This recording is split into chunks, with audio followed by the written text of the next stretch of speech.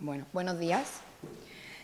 Voy a leer un texto que en realidad yo presenté para la sesión de esta tarde, que es de lo que se llama Nuevas Andaluzas, porque me parecía muy importante que se hiciera eso, ¿no? Para que no nos quedase como... ¿Se me escucha ahora? ¿Mejor? Sí. ¿Así? ¿Sí? Vale. Bueno, como decía, yo presenté esto para la sesión de la tarde de Nueva Andaluza porque a mí me parecía súper importante que se estuviera planteando esa parte, ¿no? Para que no nos quede como un andalucismo esencialista. A mí eso es una cosa que me preocupa mucho. Total, que al final estoy aquí por la mañana, pero aún así yo quería dar las gracias a la Fundación Blas Infante por hacer este encuentro y por proponer esa sesión de la tarde. Entonces, yo lo que voy a hacer primero es un ejercicio que han hecho ayer otras compañeras feministas, que es empezar hablando de mí, ¿vale? Lo que siguiendo a Donna Haraway y a lo que se ha llamado el conocimiento situado. Entonces, mi nombre es Laura Pérez, de formación yo soy historiadora del arte por la Universidad de Granada y la Universidad de Barcelona, e hice mi trabajo sobre manifestaciones culturales en torno al neoandalucismo. Pero además, como persona, yo soy una persona cuyo árbol genealógico está atravesado por la diáspora, por la migración. Mi familia materna es de Chile, donde yo nací y desde donde vine, siendo yo todavía pequeña, y vinimos a parar a Andalucía. En parte porque mi familia paterna era de origen andaluz. Mi abuela paterna migró de joven a Barcelona, donde se llamó charnegos a esa generación y a la siguiente. Y aunque yo nunca conocí a esta abuela, curiosamente he seguido sus pasos, porque yo misma me fui a vivir a Barcelona hace 4 años, buscando de nuevo ese norte. Y es quizá por todo esto, por lo que cuando yo pienso en Andalucía, pienso en la migración. Podríamos rastrear la situación de subordinación del territorio andaluz buscando esa égira, esa herida provocada por el proyecto civilizatorio impuesto sobre al andaluz en los albores de lo que se llamó la modernidad, que afectó principalmente a musulmanes, judíos, moriscos, gitanos. O, más recientemente, también podríamos buscarla durante el franquismo, encontrando esa herida en la destrucción de la agricultura de subsistencia del campo andaluz, que impuso una agricultura capitalista a través de lo que se conoció como los agreements, los pactos con Estados Unidos de 1953, que derivó en una diáspora hacia las ciudades industrializadas del norte del Estado, sobre todo Madrid y Barcelona, en los años 50 y 60, como hizo mi abuela y como hicieron muchas de nuestras abuelas. Claramente existe un eje norte-sur a escala nacional. Y sin embargo, ahí está ese conocimiento situado para recordarme que el eje norte-sur opera como un fractal y, por lo tanto, también opera a escala global. La herida colonial de Abya Yala, lo que Occidente llamó América, comenzó con la conquista, pero continúa hasta el día de hoy, 5 siglos después, mediante el asesinato de los pueblos originarios o genocidio, la destrucción de las culturas, epistemologías y formas de existencia o etnocidio, y la extracción de recursos y destrucción del hábitat, ecocidio. Podemos ver esta relación de poder norte-sur en la mano de obra destinada a cuidados, que siempre está empobrecida y siempre está feminizada. Durante los años 50 y 60, muchas mujeres andaluzas migraron a ciudades del norte a servir a las casas burguesas. Citando a la Carmen Chía, hijas del sur que anhelan sus pueblos blancos, cosiendo para la señorita, sisando su saco. Sin embargo, desde los años 90, con la crisis transnacional de cuidado, es precisamente la mano de obra de las mujeres migradas del sur global la que ha sustituido a estas mujeres de la diáspora rural. Esto sucede en un contexto concreto, que es el de la ley de extranjería. Criminalización de las personas migrantes, deportaciones en caliente, quita de custodia de hijes por parte de instituciones como la de Gaia, cárceles para migrantes, también llamadas CIES, y trámites infinitos para conseguir el permiso de residencia. En fin, un largo etcétera de violencias institucionales. Además, en los últimos años se viene dando una nueva ola migratoria andaluza, que ayer se habló también de este tema, que de nuevo esta generación va hacia otras ciudades del Estado o de Europa. A las de nuestra generación nos dijeron que si estudiábamos viviríamos bien, pero ya nos acercamos a los 30 y no vemos estabilidad económica en el horizonte, emocional probablemente tampoco. Y así, las hijas de esas mujeres latinas que emigraron para darnos una vida mejor, ahora tenemos que volver a migrar buscando de nuevo ese norte. La diáspora se transmite de generación en generación. O, en palabras del Avasallo, mi lengua materna es la miseria. Si pienso yo en mi identidad andaluza, tengo claro que está cruzada por mi experiencia migratoria, por esa doble genealogía, la genealogía latina y la genealogía andaluza. Y desde ahí contemplo un horizonte de solidaridad, de reconocimiento de la herida colonial mutua y también de aprendizaje acerca de las formas de resistencia y de organización. Pero desde ahí veo también la urgente necesidad de nombrar las diferencias entre esos ejes, entre esas migraciones. Si sumamos a esto mi formación como historiadora del arte, creo que lo que puedo aportar, o por lo menos intentarlo, es una mirada anticolonial a algunas de las formas y estéticas de elementos que se consideran parte de la cultura andaluza. Entonces, de formación profesional, voy a hablar brevemente de un objeto que también ha migrado, el mantón de Manila. Vale. Sabemos que en el Estado español, y también esto de ayer se habló largo entendido de esto, se ha producido una apropiación de la identidad andaluza que, una vez vaciada de contenido, se ha presentado como genéricamente española, muchas veces de la manera más rancia y nacionalcatólica posible. En casos como el mantón de Manila, este robo es uno de los muchos hijos del colonialismo europeo. Según Wikipedia, el mantón de Manila es un lienzo cuadrado de seda decorado en colores vivos con flores, pájaros y fantasías, y rematado en todo su perímetro por flecos. ¿Alguien sabe de dónde viene el mantón de Manila? ¿Alguien ha dicho por ahí? ¿México? ¿China? De Manila sería como lo evidente, ¿no? Pues no. Correcto, correcto. Aquí en primera fila están informadas. Pues sí, viene de China. Su origen se remonta al siglo VI después de Cristo, es decir, hace unos 1400 años ya. ¿Por qué el nombre de Manila entonces? Porque durante el siglo XVIII se popularizaron en España, a donde llegaban pasando por Filipinas, cuya capital es Manila, y México. Recordemos que México fue colonia española hasta 1821 y Filipinas hasta 1898, hasta hace 2 días, como quien dice. Además, Filipinas era el origen de las rutas comerciales marítimas del Imperio Español. Dicho así, es fácil imaginarnos esos bellos lienzos de seda decorados viajando al otro lado del mundo. Pero no nos engañemos. El colonialismo europeo está construido sobre sudor y sangre de esclavos. El comercio triangular comenzaba con la salida de Europa occidental cargado con manufacturas. Se reescalaba en la costa occidental de África, donde parte de los productos se intercambiaban por esclavos negros, y una vez en América, estos eran vendidos y se cargaban productos coloniales como azúcar, tabaco, cacao, de vuelta a Europa.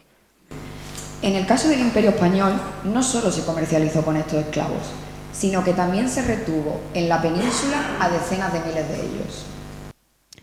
Ya que estamos en Sevilla, me gustaría recordar que el puerto de esta ciudad fue la sede comercial del colonialismo español hasta 1778 y que muchos de estos esclavos acabaron en zoológicos humanos, donde se exhibía públicamente a nativos traídos de distintas colonias a modo de parque de atracciones.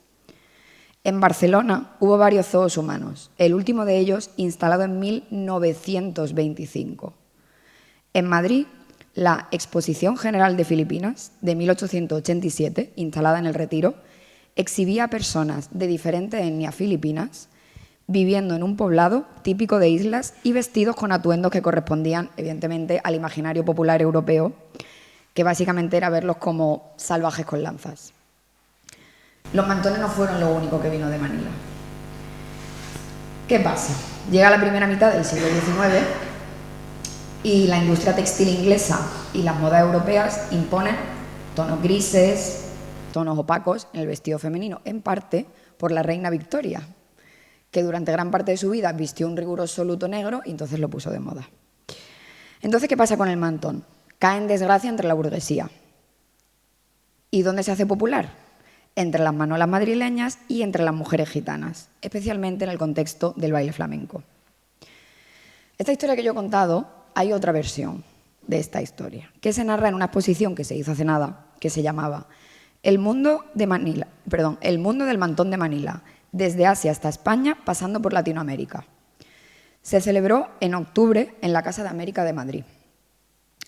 Algunos de los mantones que se exhibieron pertenecieron a Imperio Argentina, Lola Flores y Olga Ramos, o sea, una fantasía. Y el texto curatorial hablaba de una de las grandes rutas de transmisión, asimilación y sincretismo cultural.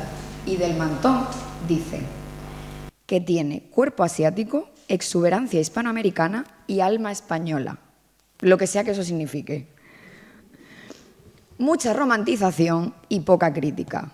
No es de extrañar, teniendo en cuenta que se trata de una institución presidida por el rey de España y cuyo nacimiento en 1992 conmemoraba el 5º centenario de la conquista de América, aunque ellos hablen de descubrimiento.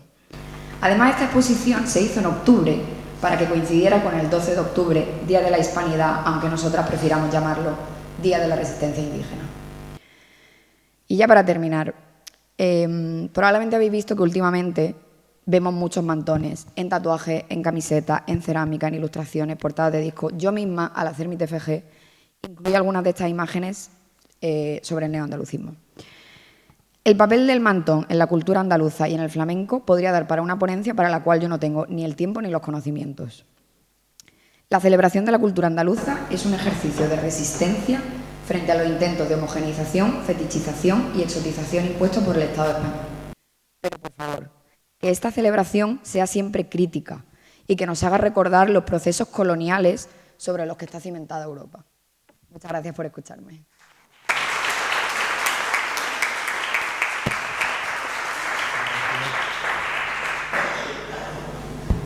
Muchas gracias.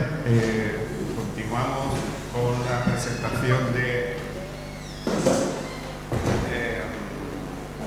Manuel Joaquín Moguer Fontcubierta, con el título Manifestaciones de Identidad y Conciencia Andaluza en Juan Ramón Jiménez, Antonio Machado y María Zambrano.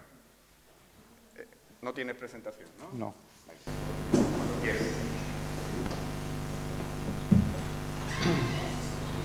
Bueno, buenos días. Ante todo, mi comunicación versa, como ha dicho el compañero, por manifestaciones de la identidad y conciencia andaluza en Juan Ramón Jiménez, Antonio Machado y María Zambrano. En el caso de Juan Ramón Jiménez, tenemos que él mismo declaró que tenía conciencia de que era andaluz y no castellano. Él no quería cantar a Castilla, como le proponían Unamuno, Ortega y demás, sino quería cantar a sus raíces de sus raíces, ¿no? Tenía otra expresión, raíces y alas, que decía que las raíces arraigan y las alas vuelan, ¿no? Por otro lado, también tenemos la entrevista de Juan Ramón con Blas Infante, que coincide curiosamente con la época del encuentro. Juan Ramón, con el encuentro de Blas Infante, parece que hubo unas influencias mutuas, ¿no? No sabemos de qué lado a qué lado, pero vamos, incluso la primera época de Antonio Machado también está influido, también parece ser, por Juan Ramón y esa primera época, ¿no?, de Antonio Machado más simbolista, más, se podía decir, andaluza, ¿no? Después ya cogió otra deriva su poesía, ¿no? También tenemos, en el caso de Antonio Machado, la relación con Castilla, ¿no? Muchas veces se presenta como un poeta castellano, o como un poeta español, pero no como un poeta andaluz. Pues iremos viendo más adelante que eso tampoco es así, ¿no? Que también cantó Andalucía y, en fin, y demás. También tenemos como Antonio Machado, pues habla en Juan de Mairena, del regionalismo de Juan de Mairena, que también hablaremos de todo eso, ¿no?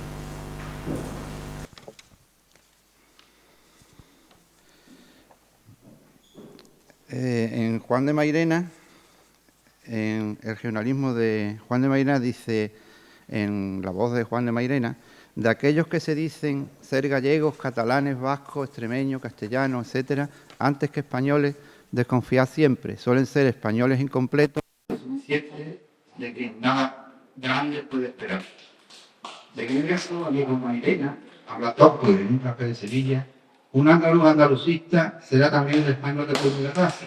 Con efecto, respondía Mairena, un español de segunda clase y un andaluz de tercera. Entonces, sobre esto se ha escrito mucho, ¿no? En internet hay cantidad de referencias, ¿no? De gente, ¿no? Diciendo, en fin, que el regionalismo de Juan de Mairena y apoyándose de estructuras conservadoras, ¿no? Sobre este tema, ¿no? La afirmación que recogemos de Antonio Machado es expresión de esa relación ambivalente y a veces contradictoria del pueblo sevillano con Andalucía, o más bien con lo que podemos llevar a andalucista, en el sentido de amor, apego a la tierra andaluza. Y también de, digamos, la función política, porque esa expresión, porque en los andalucistas, ¿no? Se refiere más bien al aspecto político, ¿no? Del andalucismo. Porque, entre otras cosas, eso está escrito en junio, creo que del 37, ¿no? Que era una época que no hacía ni un año que habían asesinado a Blas Infante y que el andalucismo, en fin, estaba en todo su apogeo, ¿no? De hecho, si no hubiera estallado la guerra civil, como todos sabemos, pues se podía haber hecho, o sea, hubiera habido autonomía en septiembre, ¿no? De ese año, parece ser, estaba todo ya encarrilado, ¿no? Entonces, el hecho de que se refiera en esos términos andaluz-andalucista le da una identidad a Andalucía y le da una identidad al andalucismo, en este caso al andalucismo político. O sea, que aquello por lo visto era una cosa que estaba de comentario en las tertulias, en los cafés, ¿no? Y en la sociedad, ¿no? O sea, el regionalismo andaluz, no sé cómo se quiera llamar, el autonomismo andaluz. Pues a raíz de esto me sorprendió un libro de Agustín Andreu titulado El cristianismo metafísico de Antonio Machado, en el que aparte de exponer la metafísica, la filosofía que pueda haber en Antonio Machado, pues recoge, empieza a hablar de la lógica identitaria, de la identidad, y dice: la lógica identitaria, tan pobre y tan dictatorial, con graves y empobrecedores consecuencias, lo que diría don Antonio de las autonomías españolas actuales, en particular sobre la andaluza, tan obsesa con al-Ándalus, como si por allí no hubieran pasado visigodos, romanos y tartésicos, como si todo pensar fuera igual, como si tuviese el mismo grado de realidad. Y a continuación viene lo más curioso, ¿no? Que recogiendo una presunta cita de Antonio Machado, que no existe en la realidad, al menos con esas palabras, pues dice: don Antonio, que es un andalucista, es un andaluz de tercera, hijo. Primero el don, ¿no? Dándole mucha autoridad a Antonio Machado, que sin duda la tiene, lógicamente, y después el hijo paternalista este que pone. O sea, digamos que ha simplificado la cita que comenté antes, y después también sigue, remata Agustín Andreu dice: hoy llamarían fascista a este hombre que era republicano auténtico, metafísico impuro y sapiencialmente culto. El texto que parece referirse con tanta libertad discursiva, el autor es el titulado El regionalismo de Juan de Mairena, que hemos comentado antes.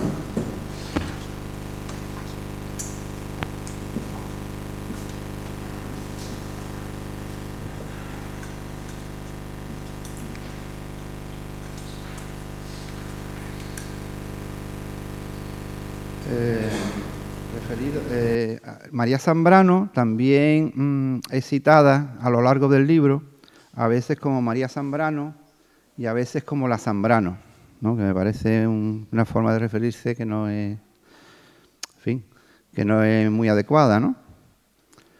Que no es muy adecuada. También María Zambrano también se refiere al poema Olivo del Camino de Antonio Machado en su ensayo El Pensador.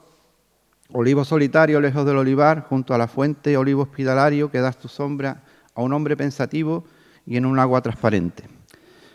Comenta María Zambrano que el hombre pensativo está amparado por el olivo solitario que se ha ido a estar solo, y amparado por esta sombra buena, no olvidemos que Antonio Machado era de Andalucía, donde la sombra y el que sea buena es algo de mucha monta. Aquí lo que yo resaltaría, aparte de todo lo que dice, que recoge que Antonio Machado era de Andalucía, o sea, le da una identidad andaluza y le reconoce, aunque parezca una cosa que no es muy, bueno, para mí es muy significativa, ¿no? María Zambrano nace en Vélez, Málaga, cerca del mar y de la comarca de la Zarquía. Allí está la raíz de su propia metafísica. Desde la ventana de la casa le llegan los cantes de Juan Breva, mientras es acunada por su madre. La niña María interioriza el registro hondo de las malagueñas del cantador veleño, al mismo tiempo que aprende a hablar y caminar. Por otro lado, el flamenco llega a salvar a María. El sonido de las castañuelas es para ella una salvación en el exilio, como le cuenta su amiga Rosa Chacel en carta de 31 de agosto de 1953. También María Zambrano expresa su identidad y conciencia andaluza cuando dice: el olor del limonero, el rumor del agua de Vélez, Málaga, no ha podido ser borrado por las enormes bellezas de todo el mundo que el destino me ha dado a conocer.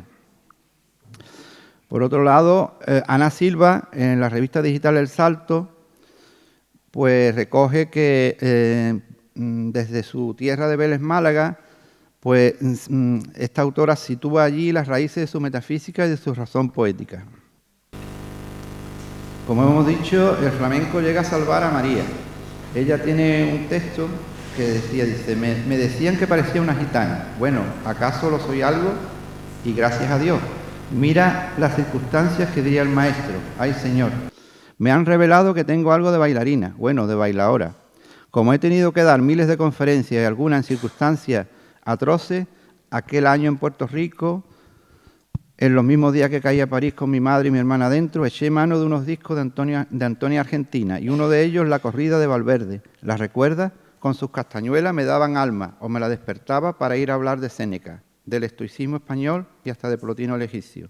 Por eso no me he muerto. También en el libro este que hablamos antes de Agustín Andreu, pues también habla del poema La saeta, ¿no?, de Antonio Machado. Y en una de sus páginas dice: ahí está el pueblo andaluz subiendo y bajando por la escalerita para limpiar el sudor al crucificado, para verle la mirada de cerca, para que sienta la respiración del enemigo con un tierno sentimiento impresionante. Está bien que incluso muy bien, pero hay que entender lo que quería ese Cristo, que en esa inteligencia está el aprovechamiento de la escalerita. Aquí aparece ya la escalerita y el varal algunas veces más. El diminutivo parece dicho con retentín, sorna, ironía y no sé cuántas cosas más. También habla del pueblo andaluz, ¿no?, que siempre anda pidiendo escalera. Parece que es como rebatir todo el poema de Antonio Machado, ¿no? Y también hay un momento que dice: lo que hubiera dicho don Antonio, ¿no? Ya dijo, antes se refirió con esa introducción, lo que hubiera dicho don Antonio de las autonomías españolas actuales. Bueno, pues ahora dice: lo que hubiera dicho don Antonio de la religión, que pusiese el acento en las peculiaridades de los pueblos y los exhortase a ponerlas en el punto de mira. Oh, las tan invocadas raíces, el auténtico pasado arcaico que dicen ancestral, la identidad nacional genésica, la religión que acentúa farciariamente lo nuestro. Yo lo que veo como una crítica, ¿no?, un ataque a la Semana Santa andaluza, ¿no?, a la religiosidad popular andaluza. No lo dice expresamente, pero parece ser que lo que a este señor le molesta es que Antonio Machado en La saeta diga cantar del pueblo andaluz, cantar de la tierra mía, ¿no?, que para mí expresa una identidad bastante clara, ¿no?, de como andaluz. Es un aspecto que no se suele resaltar, ¿no?, en el poema La saeta, ¿no? Y el mismo hecho de hablar tanto de cantar, el cantar, y de empezar el poema con aquello de dijo una voz popular, ¿no?, ¿quién me presta una escalera para subir al madero? Digamos, es que Antonio Machado recoge lo popular, ¿no? Entonces esto parece que a este señor Agustín Andreu le molesta o le estorba o yo no sé, no termina. En otra cita dice: a la población de su tierra andaluza la Iglesia la encanalla, la esteriliza y la deforma. ¿Qué hay en el fondo del alma popular? ¿No? Lo dijimos antes de la introducción del poema La Saeta, ¿no?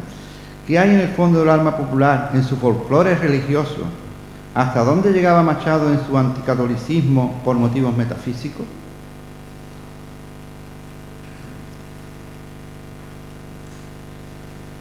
Yo creo que...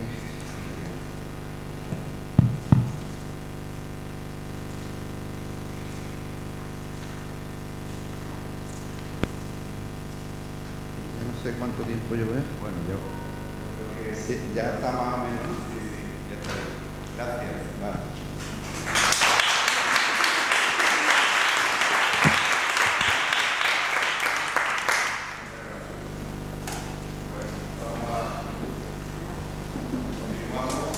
También en esta línea, ¿no?, que ha iniciado Manuel Joaquín, con la siguiente presentación de Manuel Jesús Garnica Corbacho, titulada La influencia de la poesía neopopular de García Lorca y Rafael de León en el andalucismo cultural y en el panorama musical. Buenas, soy Manuel y aunque digamos que mi especialidad es el Derecho, soy estudiante de Derecho y estoy con una beca de investigación en Derecho Internacional, mi pasión es la poesía. Y pues quiero hablar un poquito de la influencia de la poesía neopopular en el andalucismo cultural. Y una especial mención pues a dos grandes autores, que sería por un lado pues Federico García Lorca y por otro lado Rafael de León.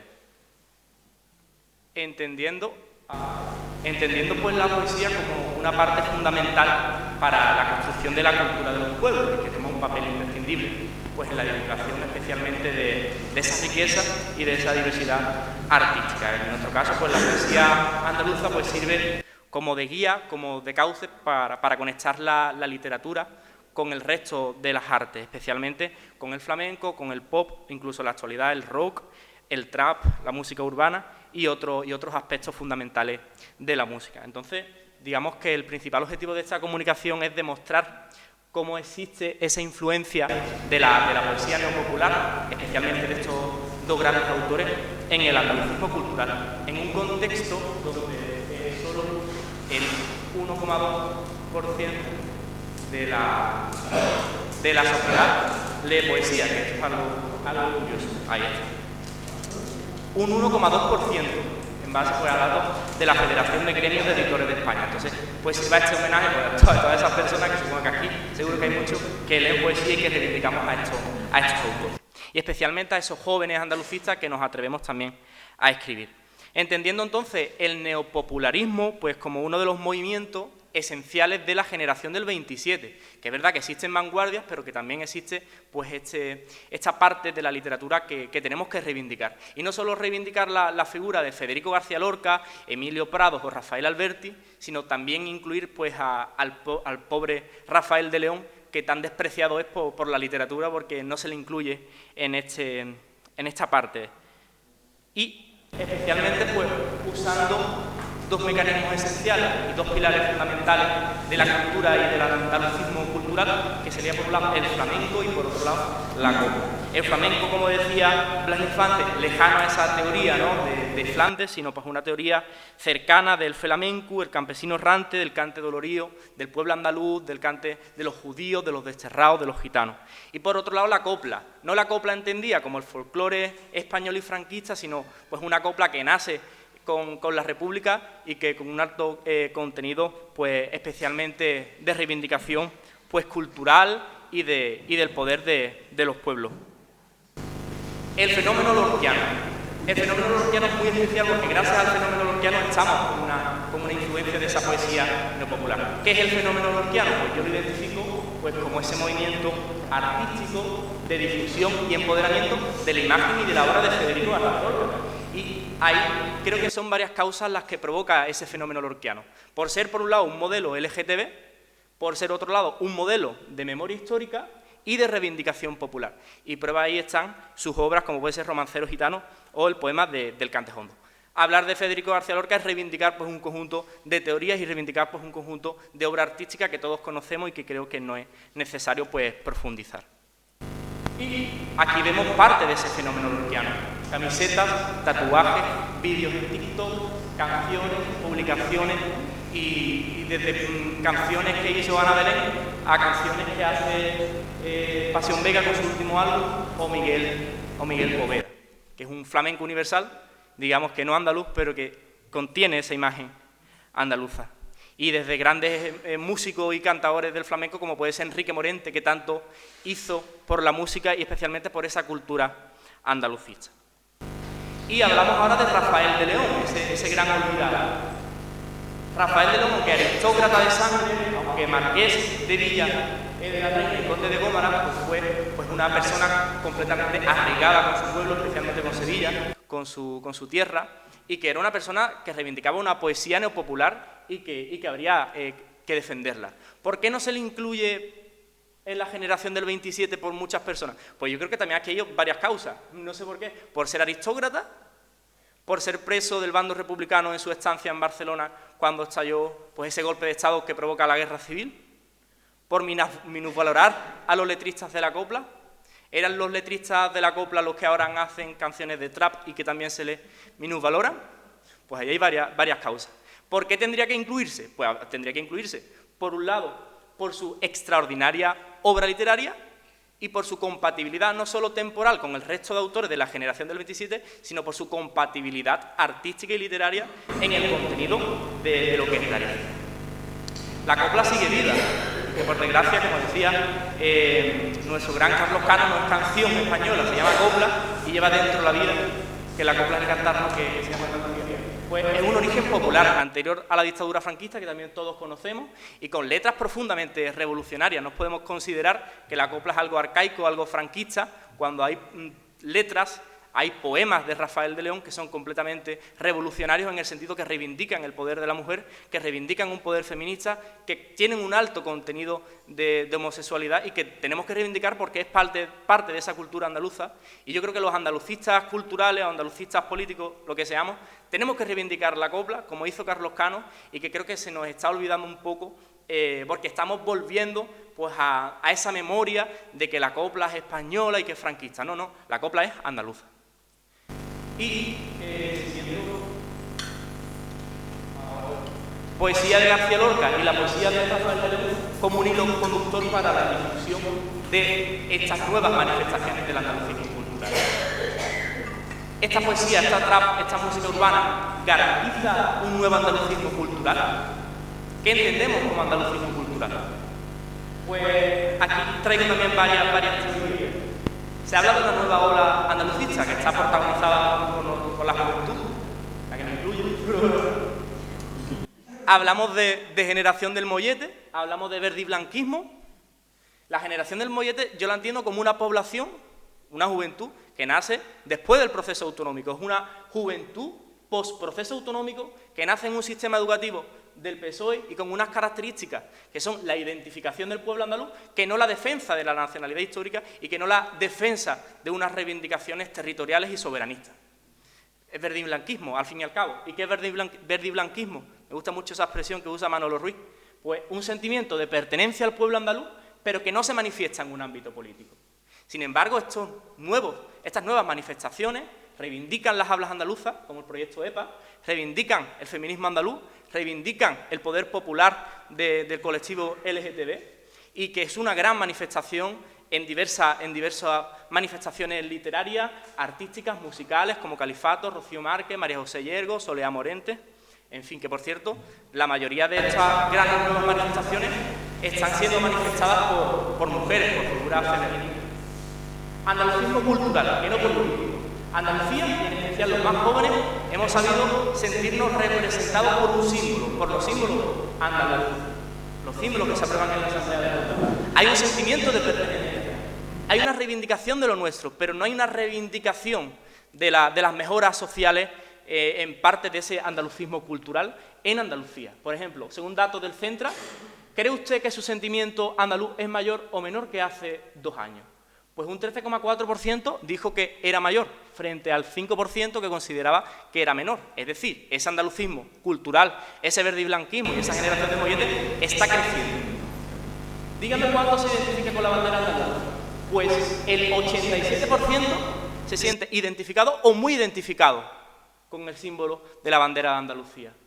Y cuando hablamos de la bandera de Andalucía, ¿qué se les viene a la cabeza? Blas Infante, a la cabeza, con un 14%, mi tierra, Andalucía, el pueblo andaluz, orgullo de ser andaluz. Es decir, estamos hablando de porcentajes que dejan muy claro que existe una reivindicación de los símbolos y una reivindicación de lo popular.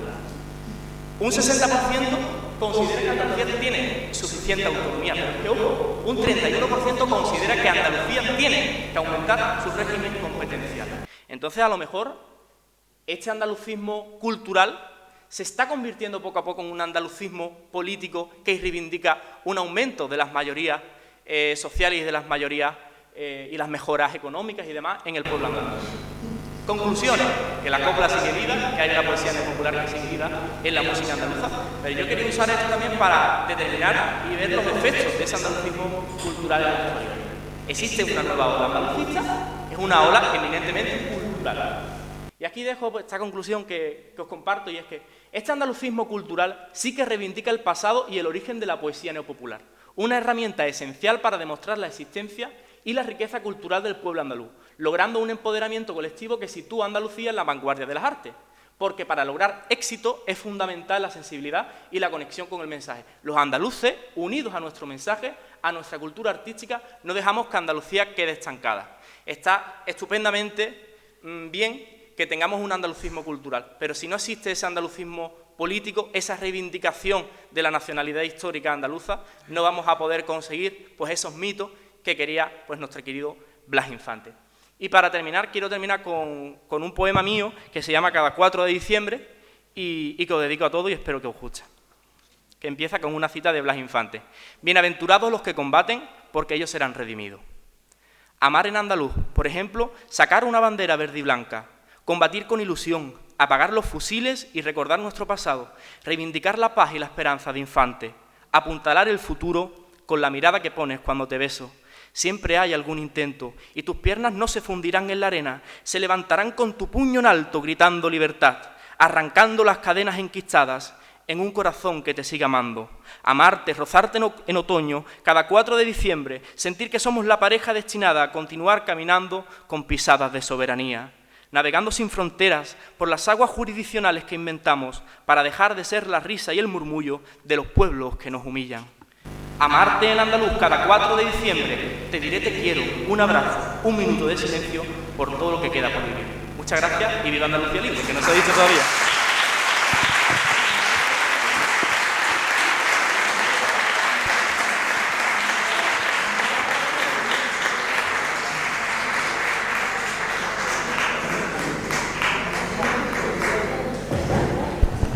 Muy bien, bueno, muchas gracias.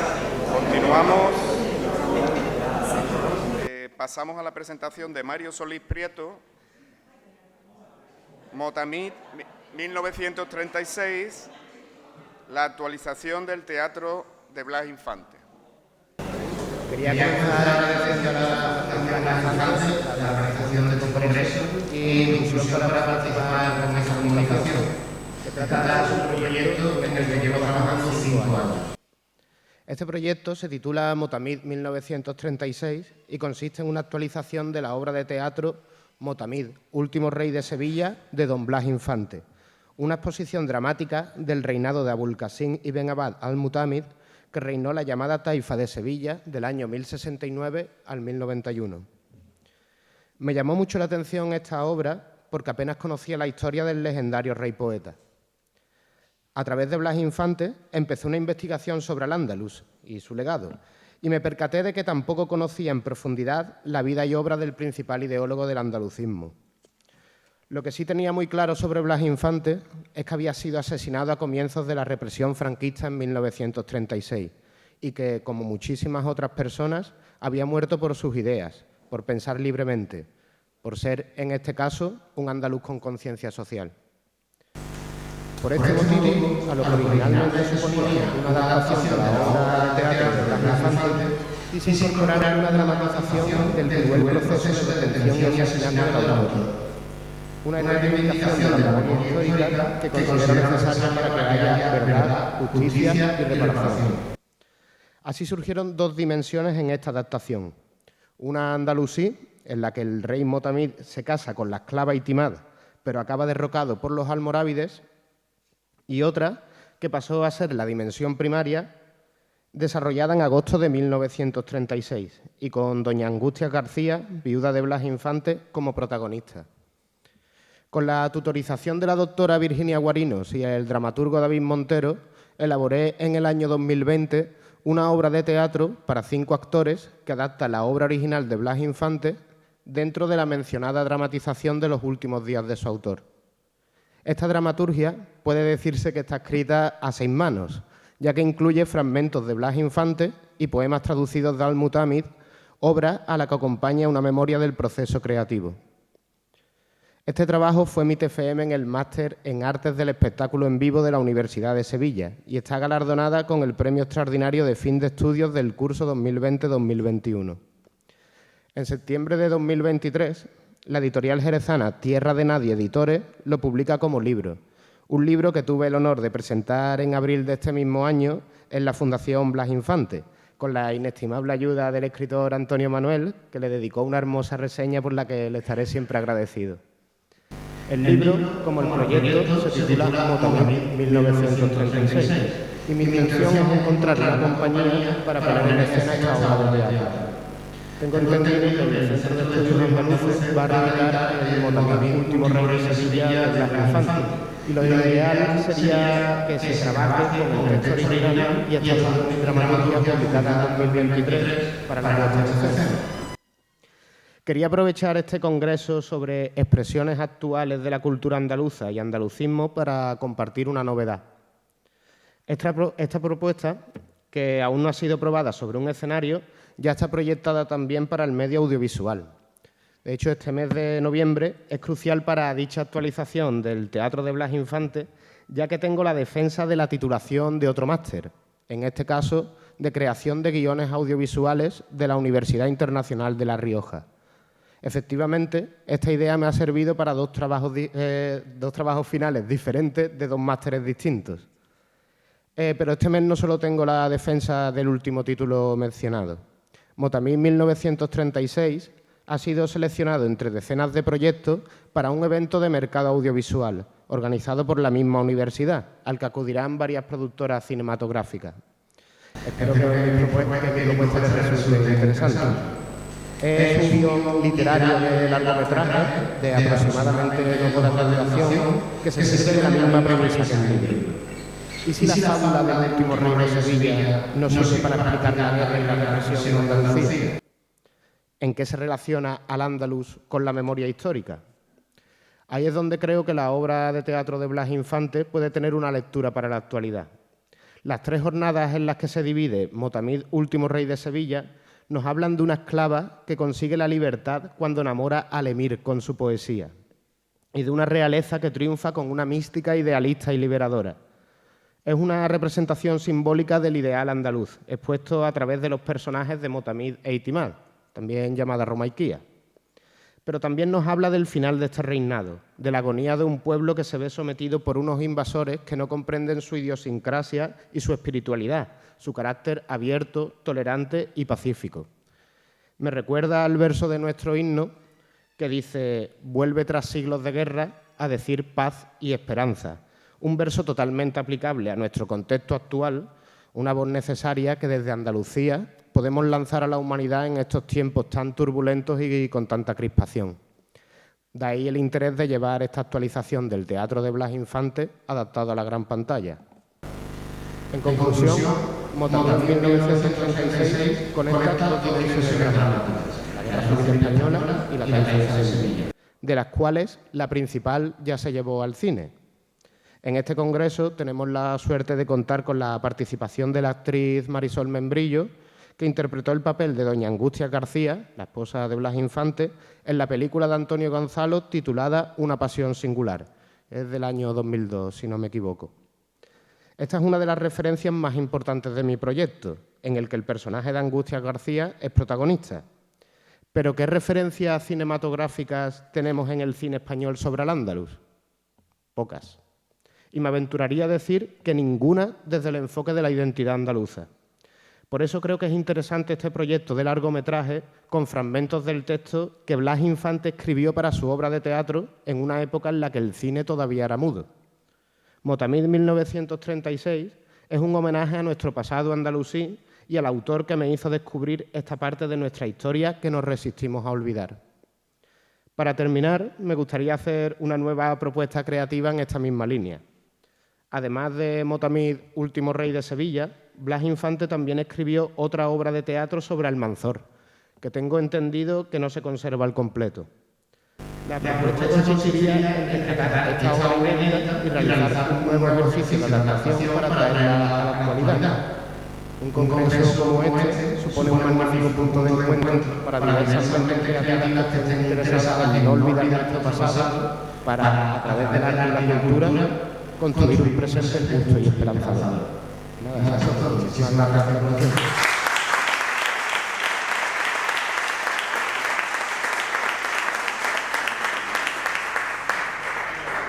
Vamos con la última presentación, que como les comentaba,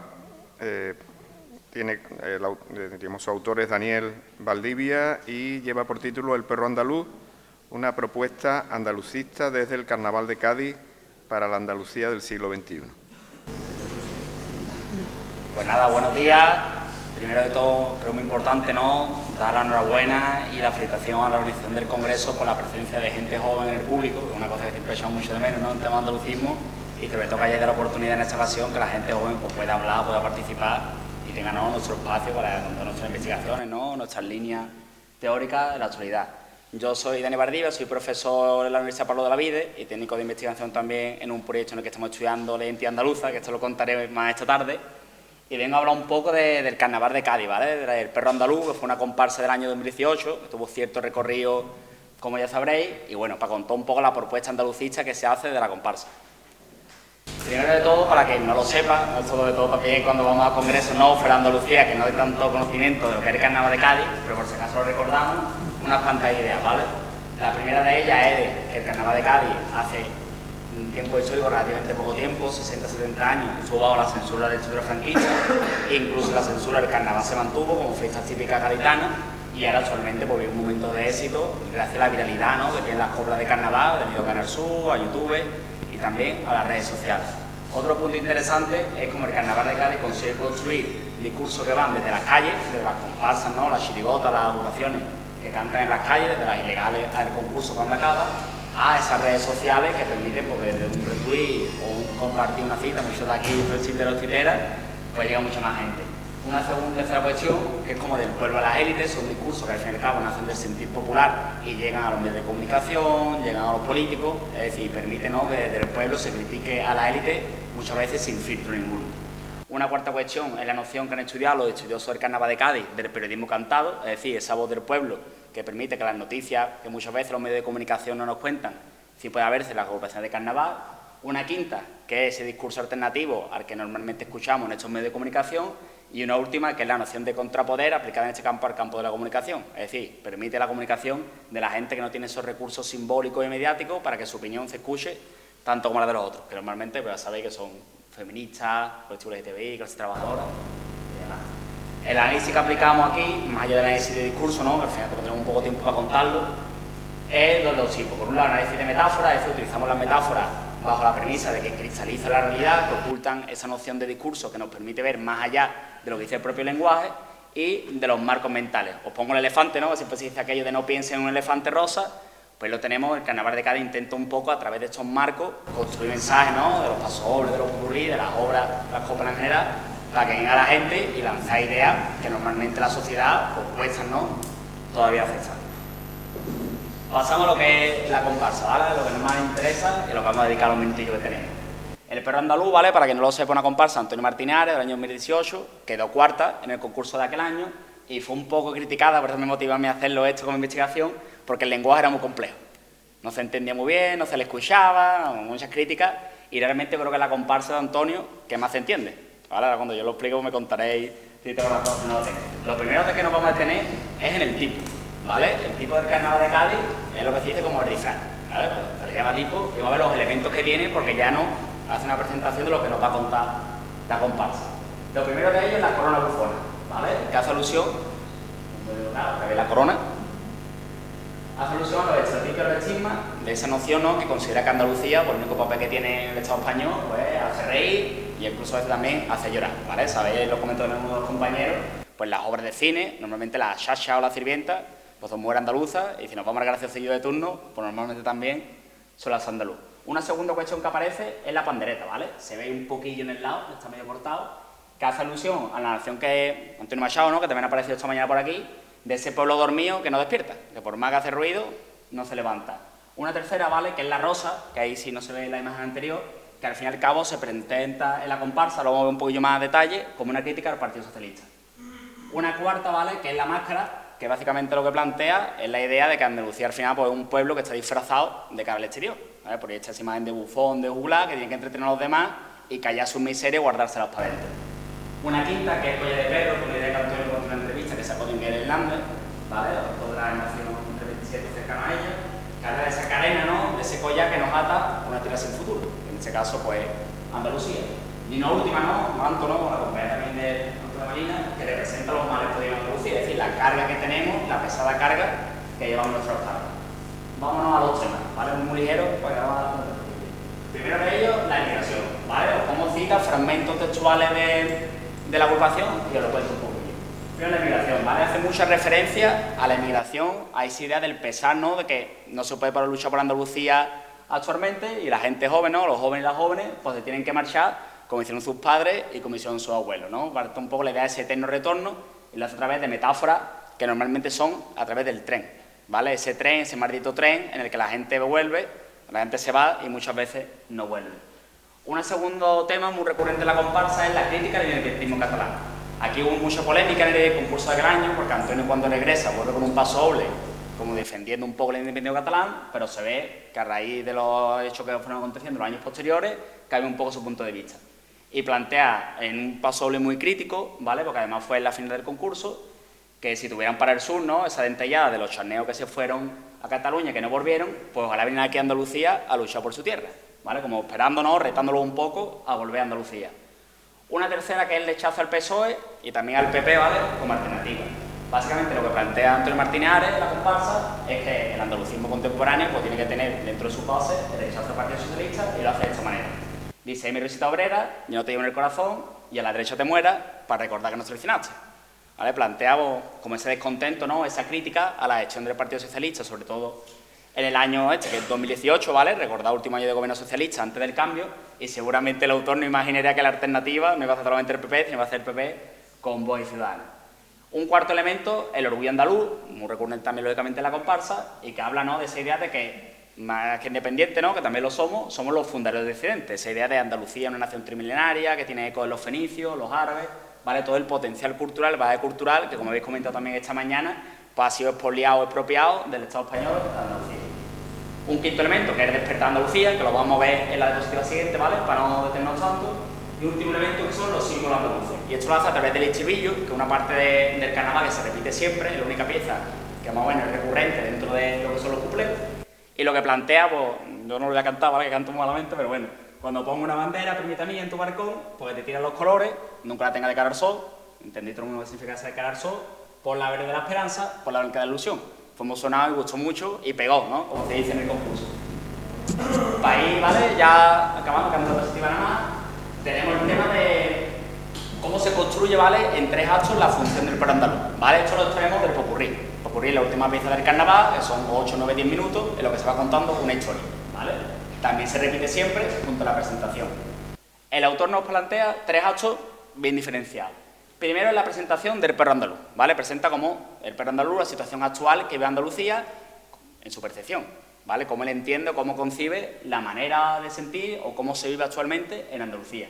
Y lo hace a través de las siguientes expresiones. Primero, habla mucho y repite corona de bufón, papel de juglar, estamos aquí para entretener sin cerrar nunca nuestras puertas a la gente que viene de fuera. Es decir, esa idea de que Andalucía está al final reservada como un patio trasero para la comedia en España y el trabajo bueno de calidad, ¿no?, la industria sobre todo, pues lo tenga la gente en el norte. Y con algunas expresiones que tenéis. Una no la voy a leer, ¿vale? La última la tenéis ustedes. La primera sí la leo, ¿vale? Esos pobres tan felices Están contentos con lo poco que tienen, ¿vale? Que no muerden, solo ladran. Es decir, critico un poco esa indolencia del andaluz, de que me quejo de la situación que tengo, pero no hago nada para cambiarla, ¿vale? Y la última no la leo. Esto dentro de análisis de metáfora, que me encantaría parar mucho más, pero no tenemos suficiente tiempo, está sobre todo relacionado a la personificación. Personifica una serie de características, pues bufona, grotesca y demás, al ser andaluz, y básicamente pues presenta como el perro andaluz actualmente de una situación que ese perro andaluz pues es Andalucía, tal y como la entendemos en la actualidad. Segundo acto, ¿vale? Plantea lo que yo llamo la rebelión del perro andaluz. Es decir, el perro andaluz se rebela, toma conciencia de su situación y dice, aquí se acaba. Lo hace de una manera muy bonita, os recomiendo, si no habéis escuchado la comparsa, escucharla, porque empieza a contar como que si es una siesta, tiene un sueño precioso, ¿vale? Con caballos, flores, además un lenguaje maravilloso, y cuando se despierta de la siesta dice, esto no es lo que yo estoy viviendo, ¿vale? Y da un cambio que es a través de metáforas bélicas, ¿vale? Y empieza a hablar un poco de esa guerra. Dice, los herederos, el clero, la sangre, los políticos, los empresarios, se reparten nuestra sangre, nuestro futuro. Otros tiempos no, pero las mismas cadenas, es decir, relacionando un poco la dictadura franquista y otros periodos de la historia de Andalucía, y sobre todo hace una llamada a la acción, a la rebelión y a esa revolución de contrapoder del pueblo hacia las élites. Y por último, pues plantea lo que yo llamo, ¿no?, dentro de la comparsa, una utopía andalucista. Se quitan los elementos, ¿vale? También es muy simbólico, nos vamos un momento para atrás, ¿vale? Todos los elementos que tiene se los va arrancando. Se quita la máscara, se quita la corona, se quita la careta, se quita el mantón, vamos, se lo quita todo, por poco se quedan ellos en pelota, ¿vale?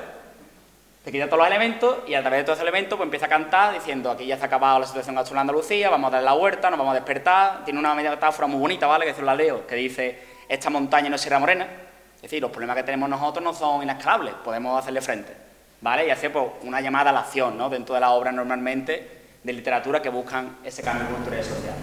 Y ya por último, ¿vale?, de conclusiones, bueno, esto está escrito en un congreso, ¿vale?, también en una revista más desarrollada. Si queréis verlo, me preguntáis y lo paso. Tenemos 4 ideas, ¿vale? La primera de ellas es el sistema de creencias, es decir, plantea un sistema de creencias alternativo sobre Andalucía. Tenemos el sistema de creencias del Estado español, ¿no?, por así decirlo, que está basado básicamente en ese papel de Andalucía de patio trasero de España, una economía subdesarrollada, el papel al fin y al cabo de comedia, de agradecer la solidaridad del territorio. Él plantea unas nuevas creencias, ¿vale?, una nueva propuesta andalucista para el siglo XXI, por eso lo he titulado así en el Congreso. Segundo, construye un imaginario alternativo, ¿vale? Este imaginario alternativo, con las teorías de Karl Mannheim, de Paul Ricoeur y demás, básicamente lo que plantea es que a través del lenguaje podemos construir una realidad diferente a la que tenemos, ¿vale? Y plantea un nuevo ideario andalucista con estos preceptos que hemos ido señalando. Tercero, entiende el carnaval en su papel más social, no lo entiende como un concurso, ¿no?, por eso la crítica de que no se le entendía. Y lo que hace básicamente es utilizar las coplas de carnaval para interpelar al colectivo de Andalucía, interpelar a los jóvenes, criticar al Partido Socialista en su gestión, hablar de que la derecha no es alternativa, interpelar también a los sindicatos y otros actores sociales de Andalucía, básicamente una propuesta de cambio a través de estas coplas. Y por último, pues en ese final, ¿vale?, del popurrí, cuando se quita todo y aparece un nuevo andaluz, tal y como dice textualmente la comparsa, surge esa Andalucía libre que, ¿no?, que se une o se vincula sobre todo a los preceptos del nacionalismo andaluz, de ese nacionalismo andaluz de izquierda, teorizado por Blas Infante y que Antonio Martinares pues intenta en cierta forma pues cambiar, ¿no?, o articular para el siglo XXI. Con esto hemos acabado. Muchas gracias por todo, por escucharme.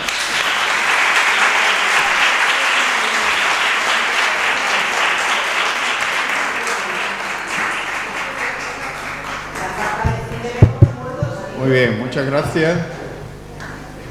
Tenemos unos minutos para, bueno, yo creo que ha habido aportaciones muy interesantes para contribuir al debate y a la reflexión. Así que si alguien quiere intervenir, venga. ¿Y alguien más? Y así hacemos una ronda también. Tú también, venga, pues de entrada.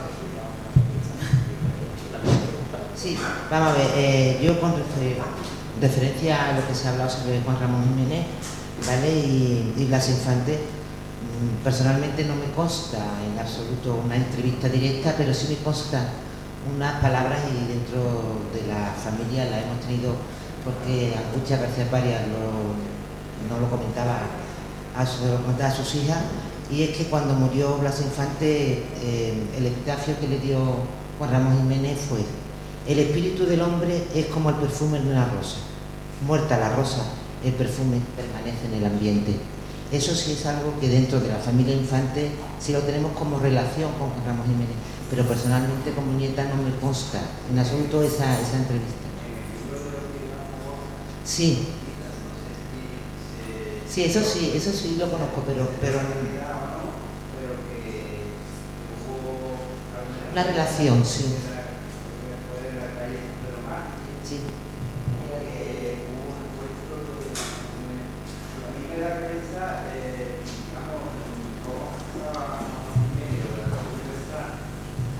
¿Cómo expresaba Juan Ramón Jiménez lo de andaluz universal y cómo expresaba su condición de andaluz, ¿no?, por encima de considerarse, digamos, castellano, ¿no?, como proponía Unamuno, Ortega y mucha gente de la generación del 98, vamos, intelectuales que pretendían que, incluso parece ser que hubo un encuentro en las escaleras, no sé dónde, de Ortega y Juan Ramón, en que Ortega le reprochaba a Juan Ramón que no se apuntara a eso de cantarle a Castilla como símbolo de España y demás, ¿no? Entonces, yo no sé si se hizo, si fue en realidad o no, pero que se habla de eso, ¿no? En concreto Ortiz de Lanzagorta en su libro, y que, no sé, a mí me da que pensar, porque incluso Antonio Machado en su primera época también tenía una poesía muy del interior, muy simbolista, ¿no? Porque también hablaba Juan Ramón que el simbolismo era andaluz, ¿no?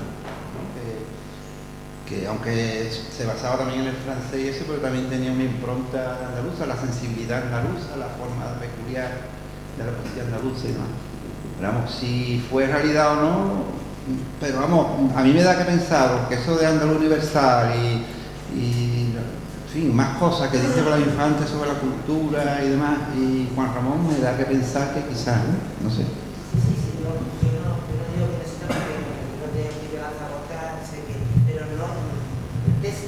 El texto como tal, yo no... No existe. La única referencia que tengo es la que yo... Muy bien, muchas gracias. Hola, buenos días. Yo quería hacer, en realidad es una pregunta, ¿no? Pero dado el carácter andalucista que como se ha dicho en la exposición, manifestaban algunos de los poetas de la generación del 27, y teniendo en cuenta la condición de ateneísta de Blas Infante, así como, bueno, de hecho él presenta su ideal andaluz, lo presenta en el Ateneo en 1914. Con estos asuntos, la pregunta era si existe alguna, o se sabe o se conoce alguna relación especial que tuviera Blas Infante con el Ateneo y en la época de la generación del 27. Si hay algo que puede unir estos tres hechos, personas, generación y Ateneo de Sevilla.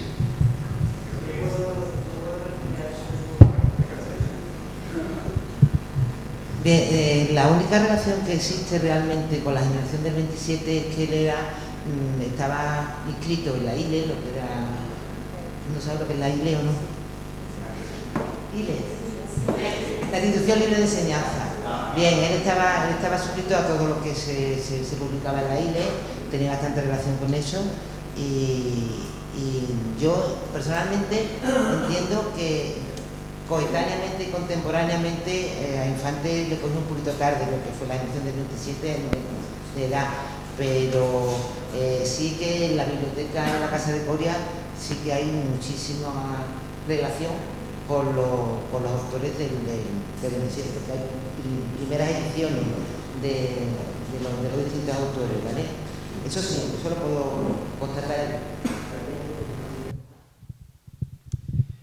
Es cierto que Blas Infante presenta el ideal andaluz en el 14 en el Ateneo de Sevilla, pero él se desencanta del Ateneo de Sevilla a medida en que empieza su compromiso político y el Ateneo de Sevilla da un paso atrás y se queda en un regionalismo, en juegos florales.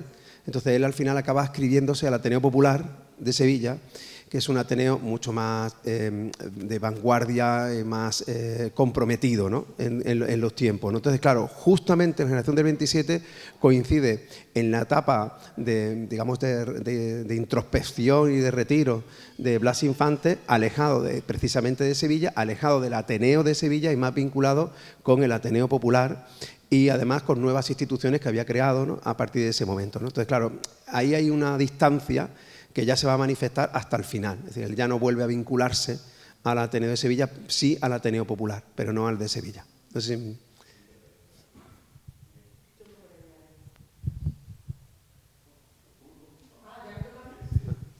qué rápido. Buenos días. Yo primero quiero agradecerle a Laura por su intervención y quiero agradecerte que haya metido la perspectiva descolonial, porque me parece que se le está dando, que está teniendo poca presencia y que es fundamental incluirla en el andalucismo si no queremos convertirnos en un nacionalismo de Barça-Madrid. Que os metemos en la perspectiva de colonia o nos convertimos en el, ¿cómo se llama? En el Karl Marx, no, en del Jumpel, sí, es que no sé muy bien cómo se llama. Entonces, pues muchas gracias. Luego tengo dos preguntillas. Una es para el de Algeciras, que no me acuerdo ahora cómo se llama. Manuel.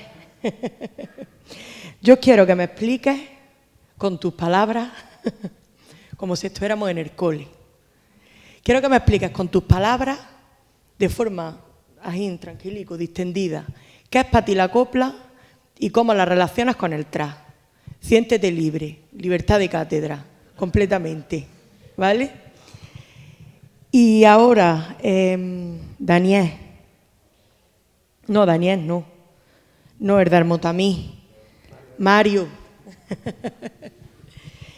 Yo quiero que me digas el nombre de la esclava, que la has referido 2 o 3 veces.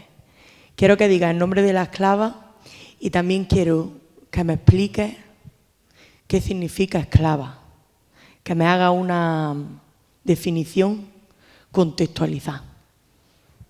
Breve. Gracias.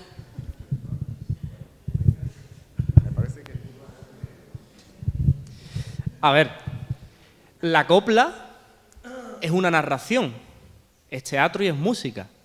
Y en la copla se narran historias, vivencias, se hace crítica.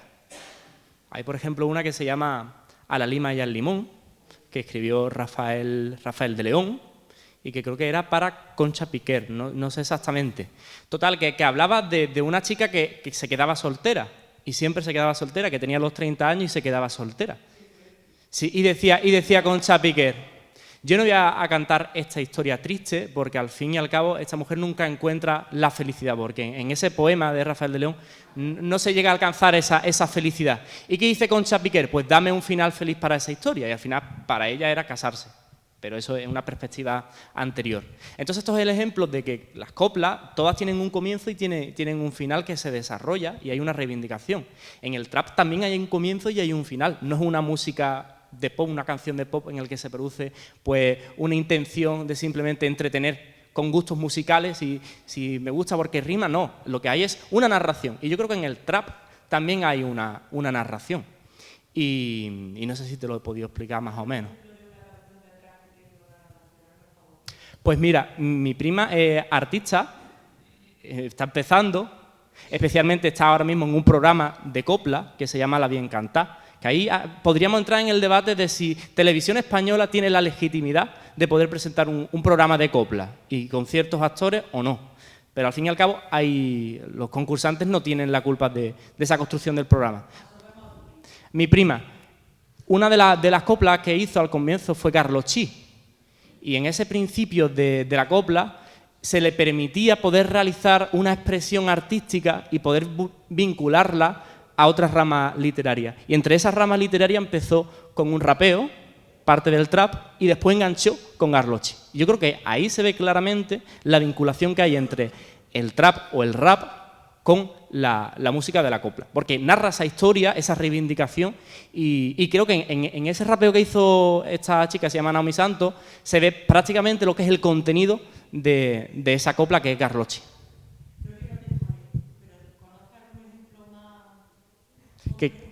Pues por ejemplo, usted había hablado de Carmen Chía. Yo creo que Carmen Chía hace copla, rapeada, porque narra una historia, narra unas reivindicaciones.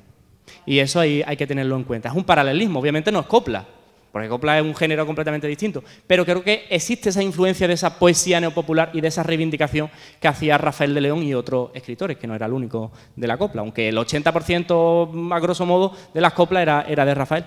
Y por cierto, a María Jesús, ¿no? ¿Hay alguna vinculación entre Rafael de León y la familia vuestra? Ninguna. Constancia no hay, ¿no? Sí. Pues gracias.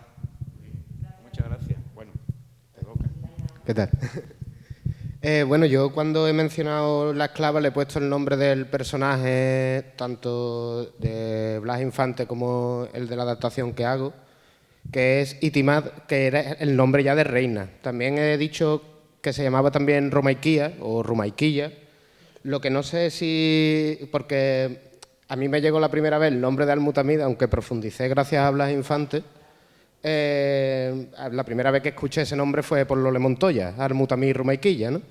Y por eso yo digo Motamid, porque también así está escrito en la publicación, pero después he visto que se pronuncia Mutamid. Y no sé si Itimad será Itimad, pero también creo haber escuchado a Emilio González Ferrín que significa la dicha, es como un mote, ¿no? Y Motamid sería el merecedor de la dicha. Y bueno, también el nombre de Romaiquía, al parecer esa primera parte de la palabra Roma, pues se puede ver que tiene un origen cristiano a lo mejor, ¿no? ¿No? No, hay un pequeño error. No. Rumaiquilla es porque su amo era Rumaic, entonces era de Rumaic. Y luego lo de Motamid vuelve a ser la dificultad de la transcripción fonética del árabe, porque en realidad tiene una ain en el mo, es una ain, entonces claro, es como Motamid, y entonces sería pues Motamid, Mutamid, ahí hay variación.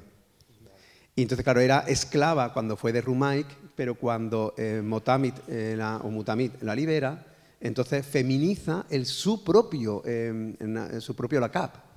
O sea, él era Mutamid, el merecedor de la bendición de la dicha, y entonces ella feminiza el nombre y es Itimad. Itimad es en la feminización de Mutamid. Y bueno, a mí me gustaría coger un poquito, no importa, tirar un poquito del hilo de Manuel, a raíz de tu pregunta, porque es verdad que en la configuración estructural de la copla hay unas diferencias importantes con el trap, ¿no? El trap no tiene un planteamiento nudo y desenlace como regla, mientras que en la copla siempre hay un planteamiento, un nudo y un desenlace. O sea, digamos, eso es una diferencia estructural. Eso no quiere decir que no pase. Es decir, se parece más las coplas andaluzas a las coplas del carnaval. Ahora que está aquí Dani, en las coplas de carnaval siempre hay un planteamiento, un nudo y un desenlace, ¿no?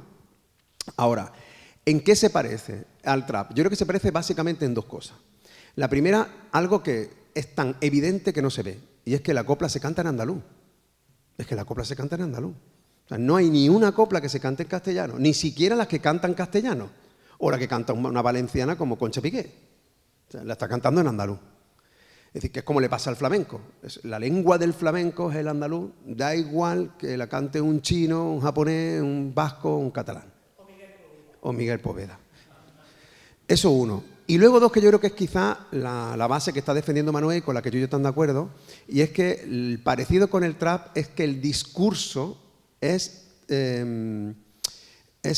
anticultural, transcultural, o es, por llamarlo de alguna manera, alternativo al discurso oficialista. Eso pasó en la copla de antes de la República, durante la República y después de la República. Porque el machismo es estructural antes, durante y después de la República. Y sin embargo, tuvieron la osadía de incluir ese discurso en la copla cuando en realidad prácticamente no se podía decir. Y sin embargo lo estaban diciendo mujeres y lo estaban diciendo en andaluz. O cuando no lo hacían mujeres, lo hacían hombres manifiestamente homosexuales. O lo estaban escribiendo hombres manifiestamente homosexuales. Entonces, claro, es un discurso muy transgresor. Otras veces lo que hicieron con mucha inteligencia en la época fue salvar esa censura utilizando a figuras como precisamente Concha Piquer. O sea, Concha Piquer era una figura que estaba respaldada por el franquismo, aunque había salido de las tripas de la Segunda República, y Concha Piquer, que lo sabía, fue lo suficientemente valiente de llevar a escena ese discurso transgresor, contracultural, y lo llevó sabiendo que a mí no me van a tocar.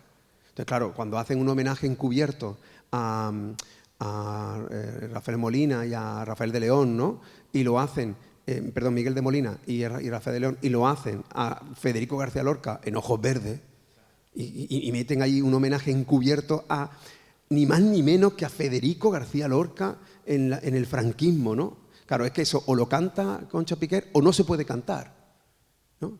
Claro, eso es muy trapero, eso es muy trapero del siglo, ¿no? Es verdad. O sea, ¿en qué se parece eso al trap? Pues se parece al trap, que en el trap está cantando, es un discurso contracultural y en algo que vuelve a ser obvio y por evidente no se ve. Y es que en el trap se canta como se habla. Es decir, los traperos están cantando en andaluz. Y yo creo que quizás esos sean los paralelismos. No sé si Manuel está de acuerdo, pero más o menos. Muchísimo, es que hay muchísimo. Mira, Kistical, Guille, no sé, Coca, Sabu, el mismo de ayer, el Borzo de Jerez, Abocajarro, Carmen Chilla, Andrea, es que son muchísimos, muchísima gente que lo que hace es, digamos, describir la realidad con un mensaje muy reivindicativo, pero que no forma parte del circuito oficialista. No, hay una diferencia. Pero es una diferencia, perdonadme, es que me ha preguntado. No, pero es verdad que esto es como para iniciados, ¿no? Entonces, no, ya. Yo tengo la inmensa fortuna de que mi hijo es rapero y trapero. Entonces, claro, ahí he bebido de muchas fuentes y estoy más o menos actualizado, más o menos, ¿no? Pero el rap, digamos que es un discurso menos transgresor, ¿vale? Tanto en el fondo como en la forma. Mientras que el trap es como un salto más transgresor, incluso con un mensaje mucho más oscuro y en muchas ocasiones, sobre todo muy cercano, muy pegado a la sociedad más marginada, más lumpen. Sí. Muy bien, bueno, pues muchas gracias. Vamos a dejarlo aquí, porque si no, bueno, ya nos dará tiempo para muchas cosas. Vamos a hacer ahora el descanso, el alto, y a continuación iniciamos la tercera.